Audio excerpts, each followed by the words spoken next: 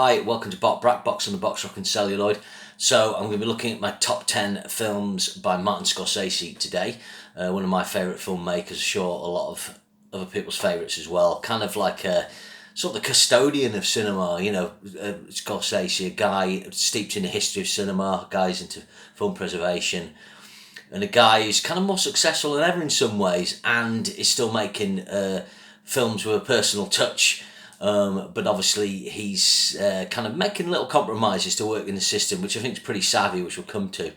So let's dive into it. My number 10, this was a toss-up between The Aviator was close here to be my 10th. I think that's a good film. I think it's interesting. I think Leo's good in it. He's maybe still a bit too young. It's got some great photography.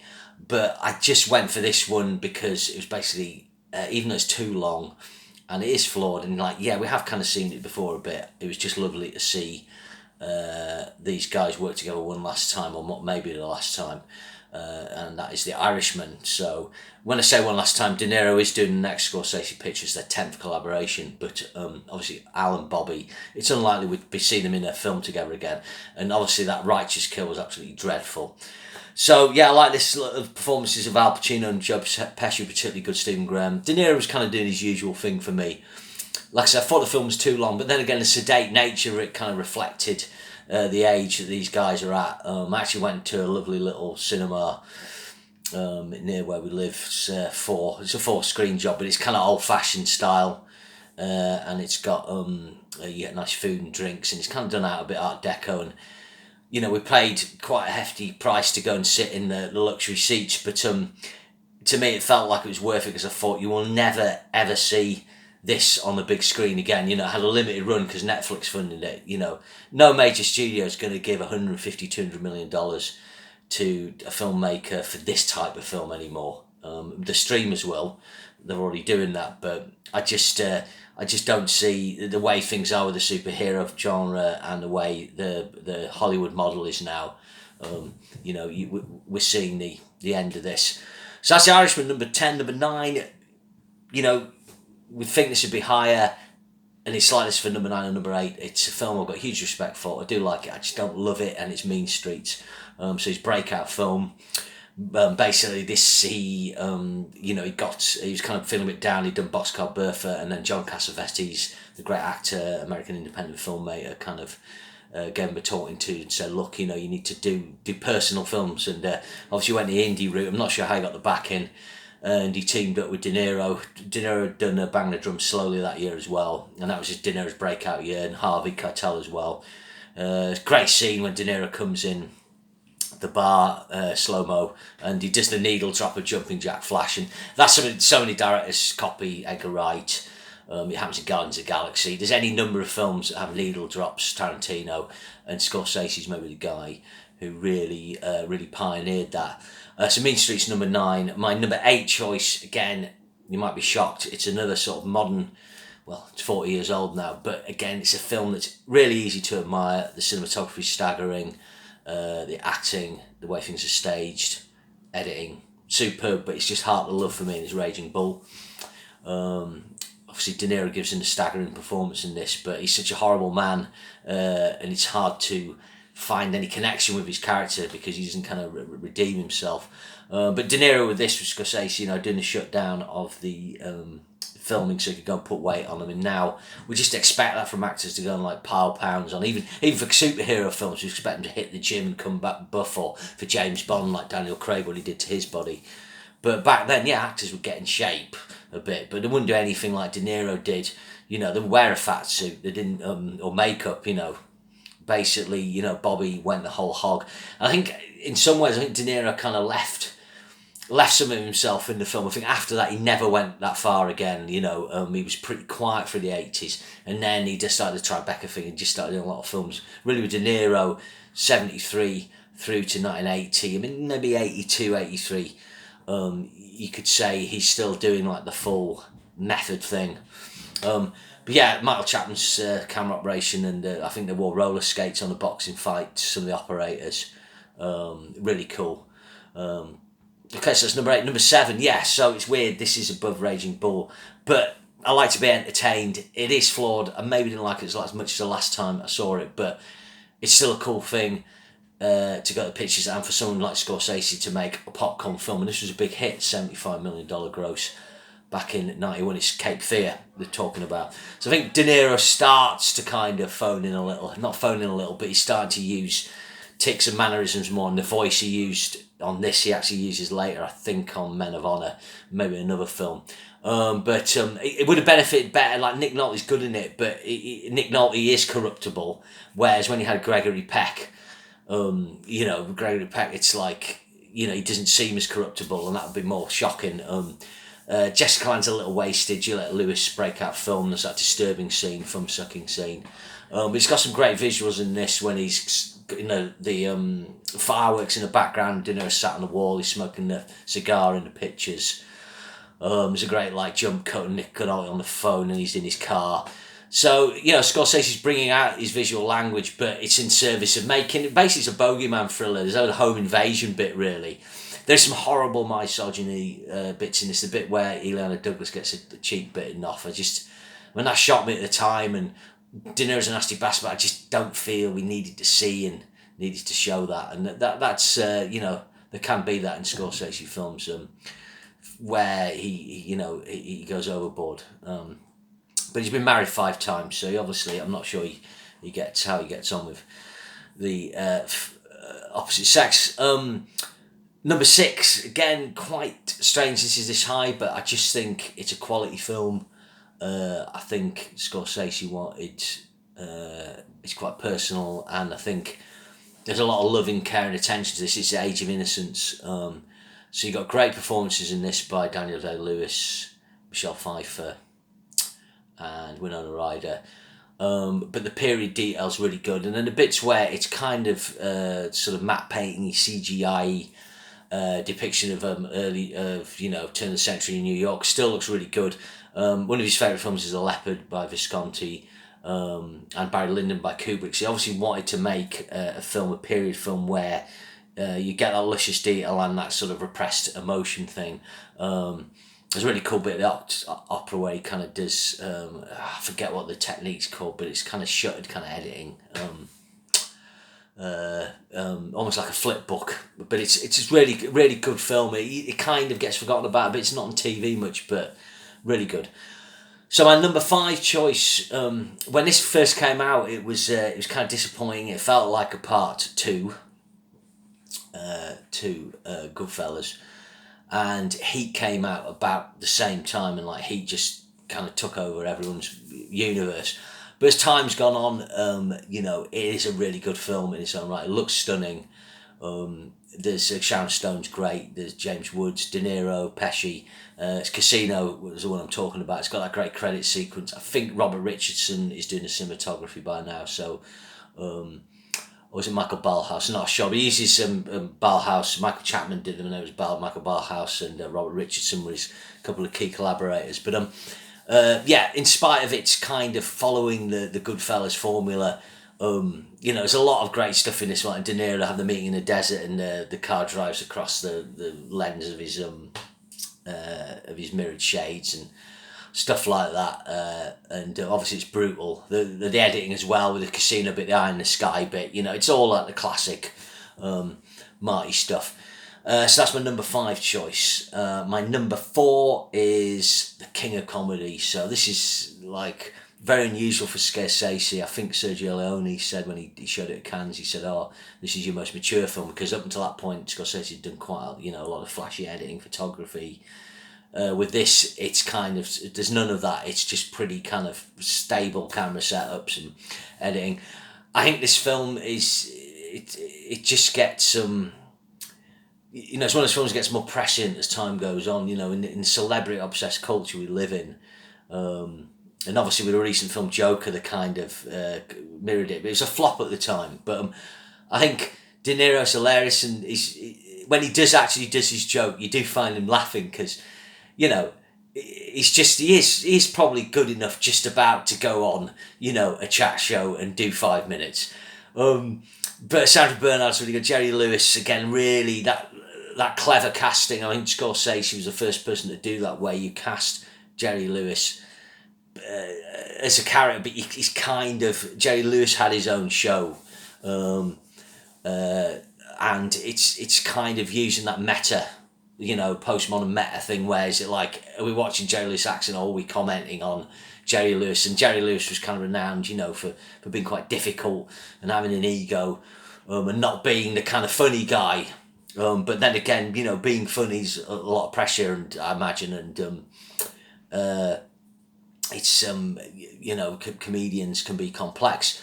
But so it's doing that, and then a lot of films like Being John Malkovich, that's a kind of madder take on this idea, but using an actor as themselves, and like I say, not that they are using Jerry Lewis as Jerry Lewis, but it feels like they kind of are. So yeah, it's a really, really, really good film. This. And De Niro's amazing. It didn't get recognition at the time. Number 3, I just think this is riotous, laugh out loud, funny.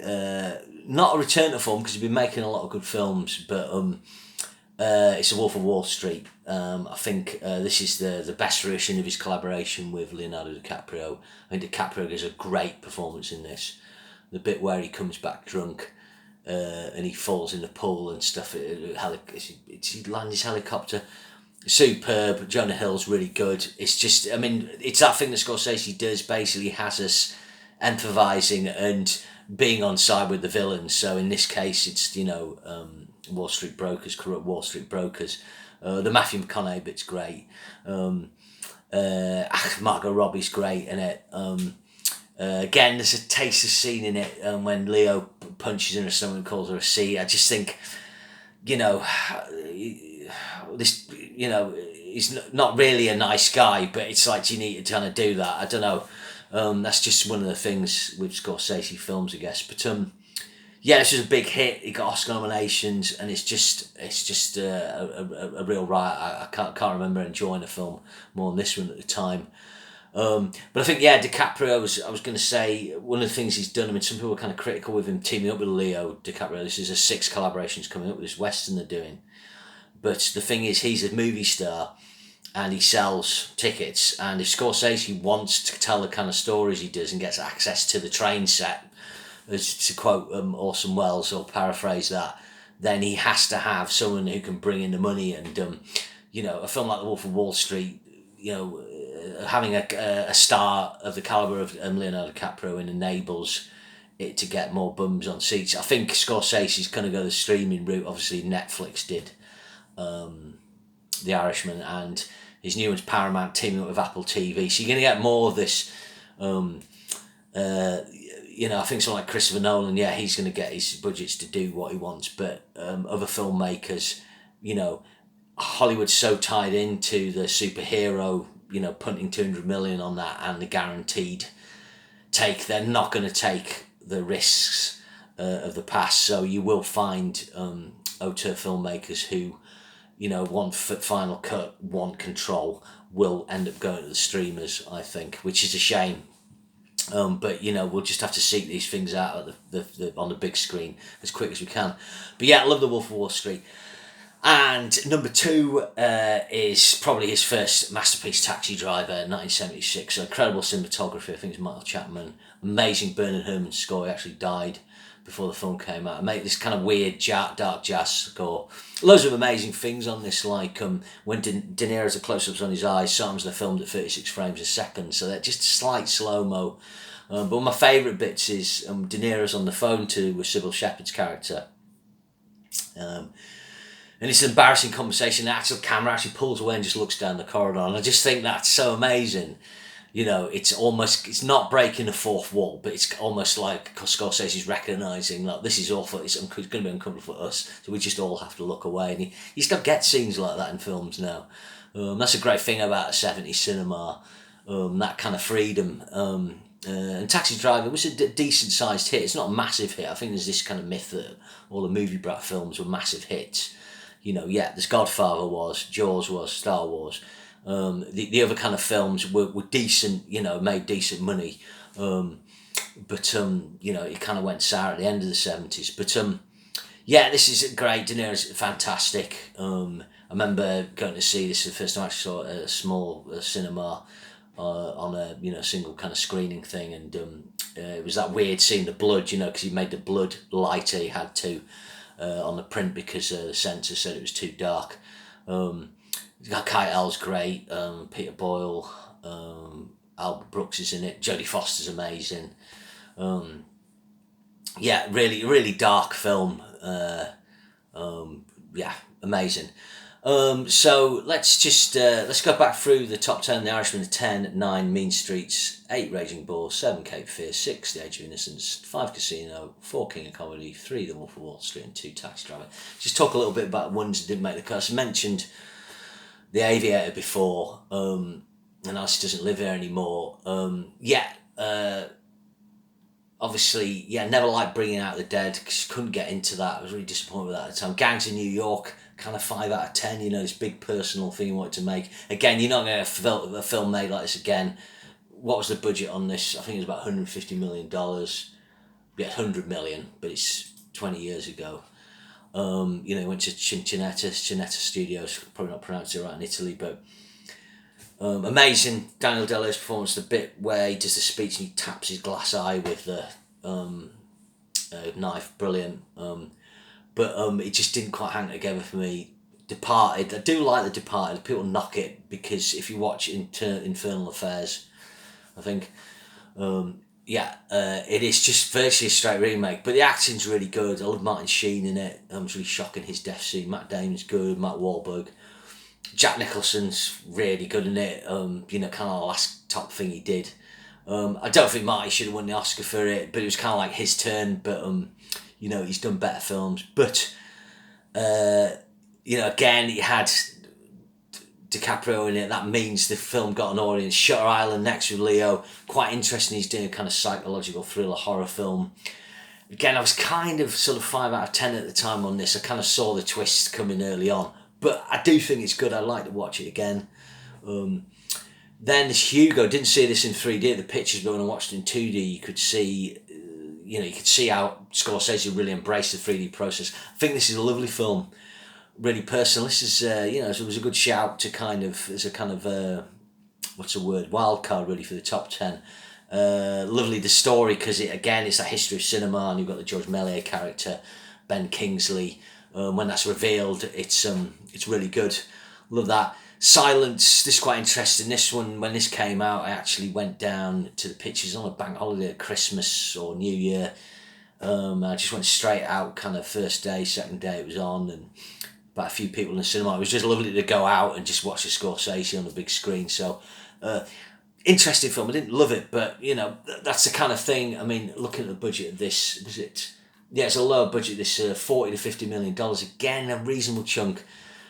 Not going to make big money, but Scorsese, this makes a good kind of, I suppose, what's the word I'm looking for? Parent piece of The Last Temptation of Christ, a spiritual piece. Of course, The Irishman. The budget on this, which I've already mentioned, is $150 to $250 million, but obviously that was in the top 10. So yeah, he hasn't made many bad films. I've got a confession about I haven't seen After Hours. I've just never got around to it, and that I must do that. So number one, that probably tells you what number one is. It's Goodfellas.